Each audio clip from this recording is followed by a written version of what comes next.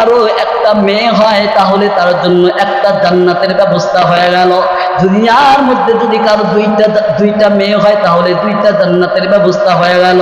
দুনিয়ার মধ্যে যদি তিনটা কারো মেয়ে হয় তাহলে তার জন্য তিনটা জান্নাতের ব্যবস্থা হয়ে গেল। আমার এই মেয়ে শুধু জন্ম দিলেই হবে না, এই মেয়েটাকে আপনাকে ইসলামের শিক্ষা দিতে হবে। এটা শর্ত আছে রে বাবা।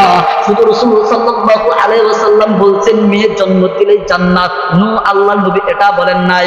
আল্লাহর নবী বলেছেন আপনার মেয়ে হয়েছে, আপনি তাকে কোরআনের শিক্ষা দিবেন, আপনি তাকে ইসলামের শিক্ষা দিবেন, আপনি তাকে রাসূল সাল্লাল্লাহু আলাইহি ওয়াসাল্লাম যে শিক্ষা দিয়েছে এই শিক্ষা আপনাকে দিতে হবে।